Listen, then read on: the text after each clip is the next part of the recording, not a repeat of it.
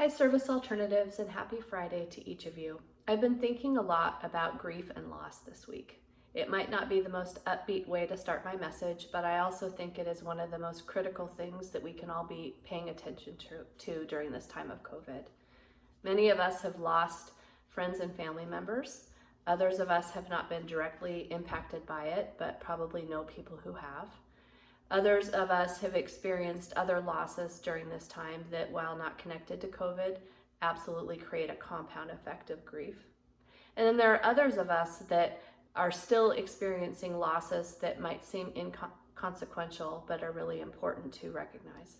Some of you are missing out on camping trips.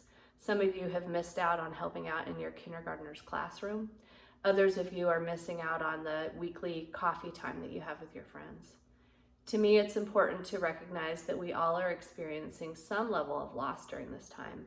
And one thing that's important about loss is that if we can name it and call it what it is, it gives us a better opportunity to experience the feelings associated with it. And that helps us be best set up to move on toward a level of peace and health. So I encourage each of you to pay attention to that in you and to recognize that most of you, if not all of you, are experiencing some sense of loss at this time. For Service Alternatives employees, if you're needing extra help, please know that the Employee Assistance Program is available to every one of you, and I encourage each of you to access it as you need to. One thing as a business that's important to recognize with COVID is the more we can recognize the impact on our business and make the right decisions, the more we are able to move forward with things that are possible and exciting and enthusiastic and bring about opportunity, and there are a lot of those. So I want to talk about a few of those today.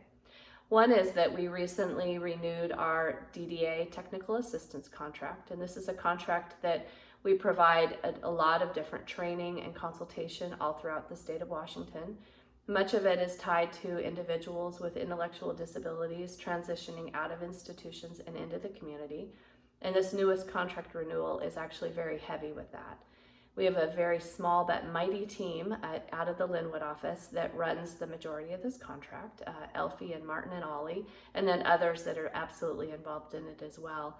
But they have done a lot of work to have to pivot, like many of you have in your roles, to carry out that work in a very unique way. Many of them have been doing work that is not typically tied to their day-to-day work, such as hosting large Zoom events for the state of Washington, and honestly just doing things that are different than their ordinary work. But it's exciting. They just completed the renewal with a 13% contract increase.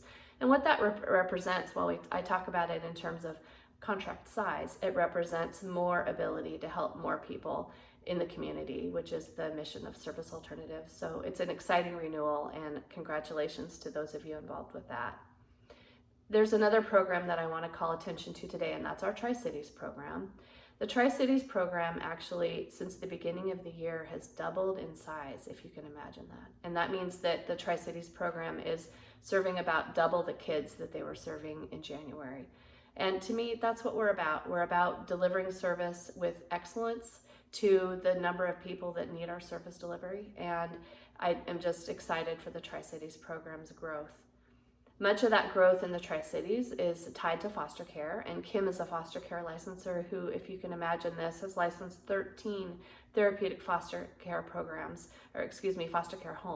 in the last 2 years, and I am just excited for the growth that the Tri-Cities program is experiencing. The Tri-Cities does all kinds of services out of that, but we also have been doing mental health services out of Tri-Cities and are serving community members with mental health services, which is new over the past year or so. The Tri-Cities is home to all different kinds of people. We've got an administrator out there, we have a foster care licensor, we have a development specialist, we have foster care individuals. I could go on, but the variety in the Tri-Cities is exciting, and it's exciting that the program is able to serve the community in such a broad way.